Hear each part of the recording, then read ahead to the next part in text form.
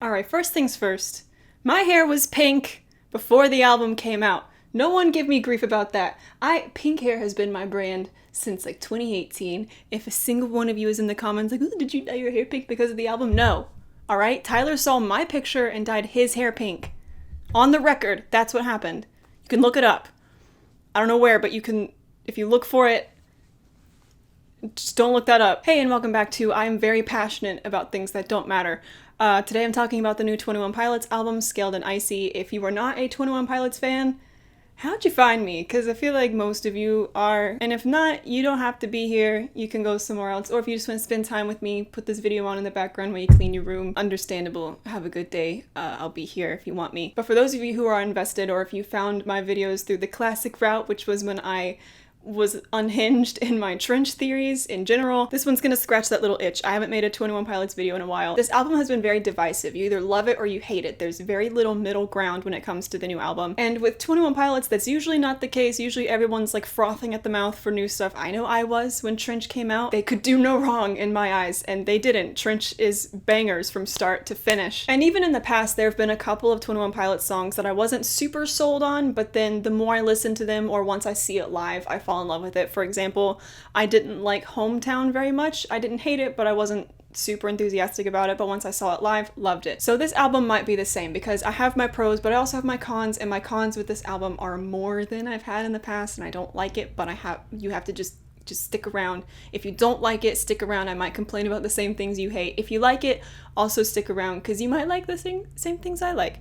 And then also I just have general theories, lore, what things might mean. Pros. First of all, fun, dance, different than usual, always fun. I love when artists try new sounds. I am never against an artist trying a sound that is nothing like them. That's fine with me. I dig that. It's refreshing to see something new come from someone when you generally think you know what to expect and they're like, boom, 80s synth pop, deal with it. I mean, we have plenty of emo music in general, but also from 21 Pilots. So if you missed that, you can just go back and listen to the emo bops. You don't necessarily have to listen to the new stuff. If you missed that, it's still there. It still exists. Just because this album came out doesn't mean that stuff disappeared. It also was produced really well. Trench, in my opinion, was the best produced 21 Pilots album of all time. And then this album came out also, I think, is on the same level of Trench. I don't necessarily think it's better, maybe by like a micro amount that is hard to measure because I'm not an expert in any way, shape, or form on music. But it's definitely not worse. It's like on the same level of production as Trench. It's very complex sonically. It's a new sound. I know 21 Pilots is known for having like weird music. They would do things like change the tempo halfway through or whatever, but it has always had a simplistic undertone, and the last two albums have had more complex music. Am I even describing this right? And this album is definitely very complex sonically, definitely very complex instrumentally, a lot more going on all at once that fits together in a really cohesive way. I sound so pretentious. Who am I? Also, if you follow along with the lore, it makes the album that much more interesting. Because if you follow the lore, you know that the reason it sounds less serious and dark is because Dima has a control over what they're producing and what they're putting out. And I think that that's why the live show ended up being so much more important to the story that they've been creating since Blurryface, really. It made the songs make a lot more sense, in my opinion, and it was also just super fun. The choreography, the transitions, the colors, it was just so fun to watch. I had such a good time watching it. I can't even believe just mwah. Incroyable. It really emphasized the control that Dima has on Tyler, especially when he's saying holding on to you, and right during the build-up when he's like about to scream and they just blue-balled us by cutting to like the fake broadcast of them advertising Scaled and Icy and emphasizing how saturated it was, when not only is Tyler talking about losing his saturation in Good Day, but you also need to notice the pink hair and like the light blues. It used to be stark red. It used to be red and like dark blues, and the yellow was really dark, and all of the, not dark, but really saturated in all of the past eras. And now instead of red, it's like a soft pink. So I think even that is a little detail that I picked up on that I think everyone picked up on. Anyway, I'm just tossing it into the ether, so take it. Here you go. So it really further drove home the point that Scaled and Icy is propaganda from Dima. I think to ignore that and be dissatisfied with the album because of how normal it sounds is to discredit the work that they've put into it and to discredit the storyline, because I know it's frustrating when you wanted one thing and you got something else, but I think what we received is still just as important to the story, and I have my theories about what it could mean for the future, and I will get to those as soon as I'm done with the pros. But anyway, I think that overall, the live stream, if you missed it, if you can find a bootleg of it, definitely do that, because if you don't like the album, or if you're not 100% sold on it, I think it could change your mind. If you just absolutely hate the album, it's probably not going to change your mind. But if you're in the middle, like I was, I think that will sell you on it. Not to mention the hosts. I forget which ones. They were named after bishops. Don't ask me. I don't remember. I only watched the live stream once. I wish I could watch it again. I know it's out there, it exists somewhere, but I have not dug for it. But the hosts, almost every time they came back out on screen, they were like a little more unhinged, and at one point they were straight up beat up. They started like bleeding from the nose and like had black eyes, and then at the end they were just like not human. Their eyes were a different color. Just like a monster breaking out of its flesh prison was the vibe I was receiving from that. Or like they were being taken back and beaten for allowing the broadcast to take the turn that it did, because every time it started to turn to like more serious and what we know of 21 Pilots, they would interject, and it's almost like they were also being held against their will. So even Dima itself, while controlling 21 Pilots, Dima is also unraveling and fast. They're hiding something with this album. This album is a distraction. But from what? And now I will list my top songs. I can't pick a favorite because I like these songs for different reasons. The best song lyrically, I think everyone can agree, is Redecorate. Best songs bop-wise, absolute bangers are The Outside and Mulberry Street. The best song that sounds most like what I would expect from 21 Pilots is No Chances. So those are my top songs from the album. Now my cons are not many, so I'll go ahead and do my cons before I get into general theories. So cons, and I think a lot of people, not everyone, can agree with me that it just doesn't hit the same. When they dropped Jumpsuit to introduce the next album cycle for Trench, absolutely nothing will ever compare to that feeling. Trench just absolutely does not miss. They dropped Jumpsuit and I had just chills all over my body with everything, with the sound, with the music video. Not a single thing missed, and with the lore leading up to that, the like little Easter eggs they left along the way, this like cryptic weird website and posting the letters, like not that they needed to do that much again, because I'm tired and I don't think I could have kept up with that this go around. I wish they had done something like that again, because I think that's why I was let down, is because the past was just so insane that I'm comparing the two, and I think that's a problem. I think we shouldn't compare because they're two separate works of art, even though one is meant to be a continuation of the other. So I think it is also fair to be disappointed because you're expecting this just different. Same but different. I'm expecting something as exciting as Jumpsuit to introduce a new album, and instead I got Saturday. That wasn't the first single to come out, but you get it, right? We had Jumpsuit, Nico and the Niners, and Levitate. Those compared to Shy Away, Choker, and Saturday. So as much as I'm willing to defend this album based on the lore, and as fun as the songs are to dance to, I am a little let down.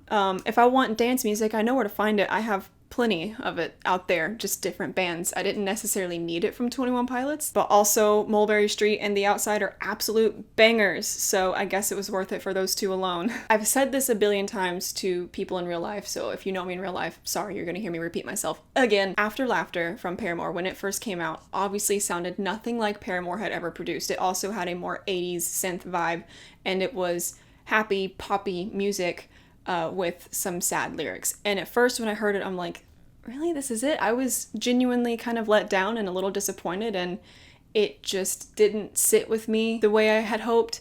And the more I listened to it, the more I started to fall in love with it, and now it is one of, if not my favorite album of all time. I mean, it's, from my last video, I'm not wearing socks, and I don't, no free feet content, but I have it tattooed on my person. That's the only album cover I have tattooed on my person. Obviously, I have the sunflower, but I got this before Trench existed. I have hope that this album will continue to grow on me, especially as I see it live, and especially as I get into what I think is going to happen. So here we are with theories / points. So it's a mixture of things I think might happen and also ways I interpret what has already happened. First is a point.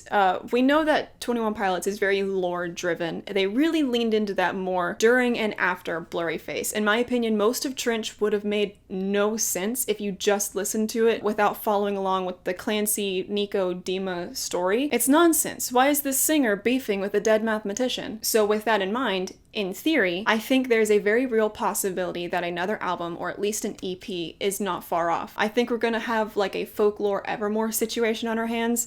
It just makes sense because it's such a 21 Pilots move.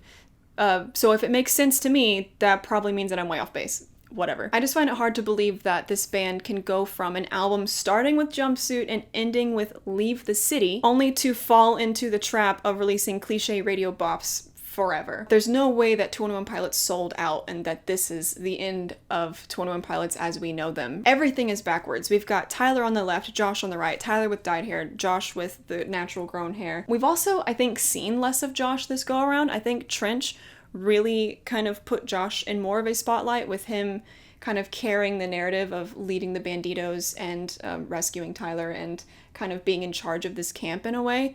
And this time Josh is very much like further back. And we've also got, from the live stream experience, more people on stage. We're used to it just being Josh and Tyler. And it's very disorienting to go from just Josh with the drums and then Tyler with the piano. And then now there's like dudes in the back and they're wearing black jumpsuits. Interesting.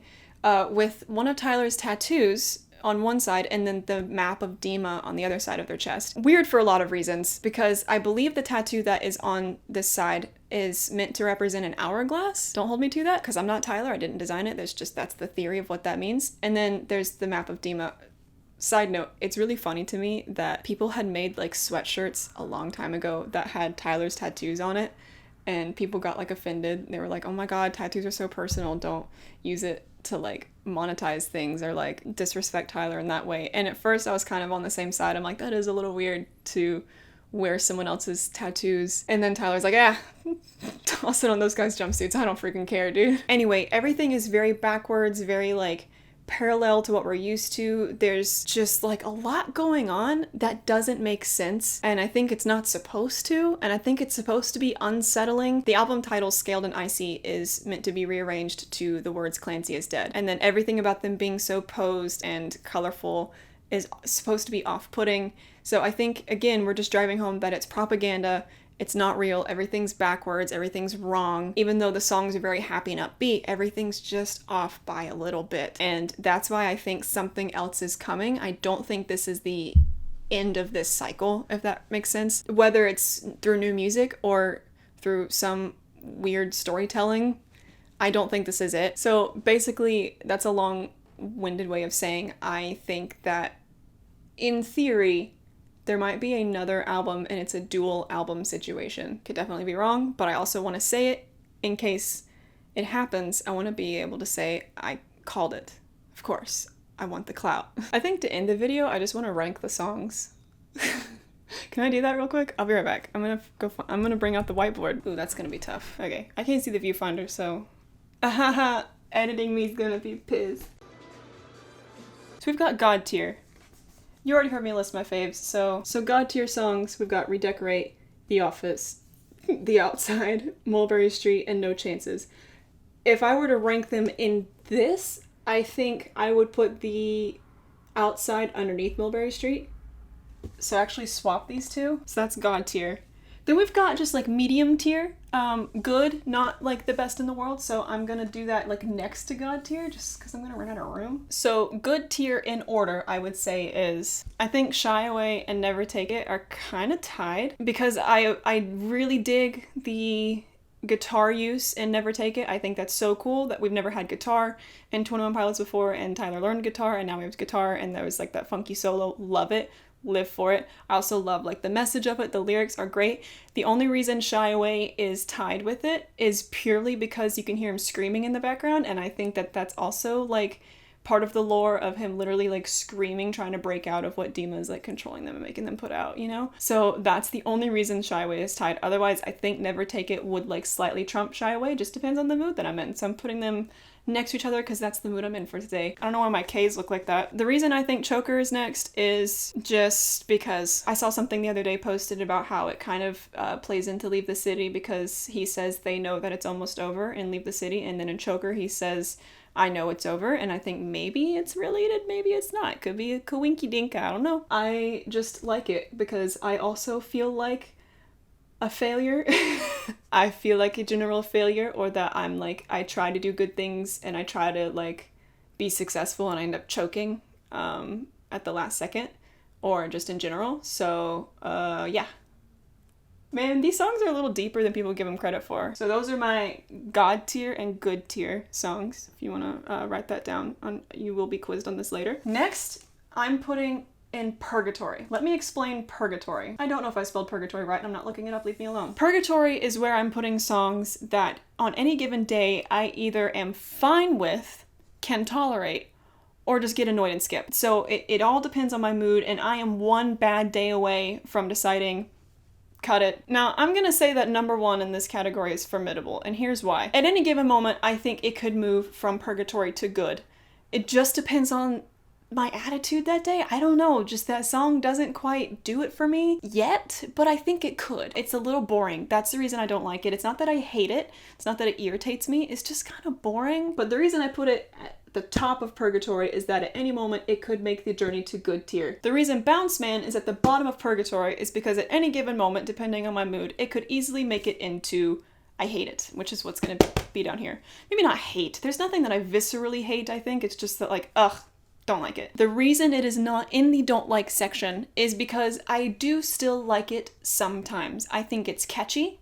That's the problem with this album, is that even the songs I don't like are still catchy, and I still find myself singing them whenever I'm like puttering around the house. So they do get stuck in my head, and I think Bounce Man would be fun to learn on the ukulele. I think it's just like, whatever. But as far as 21 Pilots, what I expect from them as far as like God tier content, it's not at the top of Purgatory, and it's never really gonna make it into these unless I see it live and decide, yeah, you know, it needs a little spice, or else it's just gonna stick around in Purgatory. So the bottom I am categorizing as just that emoji, because like I said, there's not a song that I just absolutely like hear it and get angry, and I think you can guess what's gonna go in this category. Saturday. So is it catchy? Yeah. But you gotta have more than a catchy beat and melody for me to like it. I am dissatisfied. I do not like it. And I don't think there's a way to make me like it, because I enjoyed the live performance of it during the live stream. I thought the choreography was super fun and fresh. I think it was a good time. But much like Good Time by Owl City featuring Carly Rae Jepsen, it's a letdown. When you're an Owl City fan, when you expect songs like the ones from the album Ocean Eyes, and then after that one was an album called All Things Bright and Beautiful that didn't hit mainstream, but among the fans was beloved. Oh my god, mwah. When you go from All Things Bright and Beautiful and Ocean Eyes to Good Time, what is that? Here's the thing about Good Time, just to talk about Owl City for a second. The thing about Good Time is, I don't think he actually wanted to make that song. I 100% am convinced that his record label at the time forced him to do it, and in his latest album, which was a couple of years ago, so not super new, but that album he made once his contract expired, so he was no longer under the control of that agency. He wrote, like, as much of a diss track as Owl City, Adam Young, is capable or willing to write. And he said, like, yeah, they forced me to put out, like, bops because they wanted me to get on the radio, and my heart wasn't in it. I didn't care. Didn't like making it. Saturday feels like that. It has the same feeling, but Owl City made his comeback. He released a couple of albums that were like, really? Okay.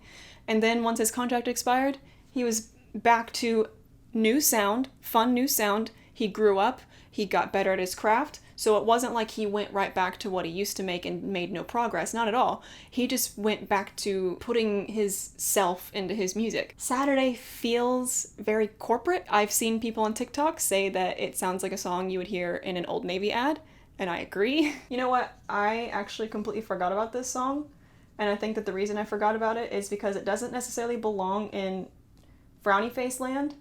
I think it belongs in Purgatory because, like I said, at any given moment, my mind could change on it, and the fact that I completely forgot about it tells you everything you need to know about this song. Good Day is in Purgatory because it also is like boring, but it does have a little more lore than Saturday. So it's not quite in Frowny Face land, but I did put it next to Bounce Man because at any given moment it could fall into Frowny Face land. To really top it off, my mom came up to me last week and she was like, oh, I heard a new 21 Pilots song and I actually really liked it. I put it in I saved it in my saved songs. And I was like, oh, what song was it? And she said, Good Day. And I, you know, how you are with your parents when they start to like the same thing. And you're like, ooh, what does that say about that thing? Because she doesn't really like 21 Pilots. She doesn't listen to them other than like Stressed Out. So thanks, Mom. She's the reason that it's in the official ranking of these songs. Don't look anywhere else for any of the rankings. This is official. As the 21 Pilots authority on YouTube, this is the final count. So anyway, the only reason Good Day is not in Frowny Face land is purely because when it kicks off the album, it gives off the vibe of from Avatar, the like, there is no war in Ba Sing Se. When it comes to the lore, if I heard that song and there was no context, no lore, I'd be like, is this like for Kids Bop? Final count, write this down in your notebooks for your pop quiz. Obviously it's a pop quiz, so you're not gonna know when it happens. You just have to be vigilant 24/7. I might walk in your room at 3 a.m. and ask you to answer all of the questions from this video. Side note, every time I use this, people are like, are you using those like Copic, like super expensive markers for art on your whiteboard? No, I got this from Target. It came with the whiteboard. All right. Anyway, thank you for watching. I hope that not too many of you are pissed at me for my opinions, but you probably are. That's fine. Yell at me in the comments. I love it. I love to be critiqued. It's my favorite thing. Make sure to like and subscribe before Tyler takes this video down for slander and shaves my head in the middle of the night. I sell pins on Etsy. You might get them in a month. It takes me a long time to get them out. I genuinely forget to do it. That's on me. It's a character flaw. I'm working on it. You will eventually get them. Don't get me wrong. You will eventually get them, but you might see that it shipped the day after you order it. It might ship a month after you order it. I'm trying to be better about that. And by trying, I mean I want to, but I am putting in no effort to actually be better. I should, and maybe I will after this video. Who knows? Not me. But also I am potentially moving kind of soon, so that also might put a hitch in that. I don't know. I moved. I still stream on Twitch at least twice a week, sometimes 3 days a week, just depends, again with work, whatever. Anyway, thank you for watching, and I'll see you in the next one. Peace.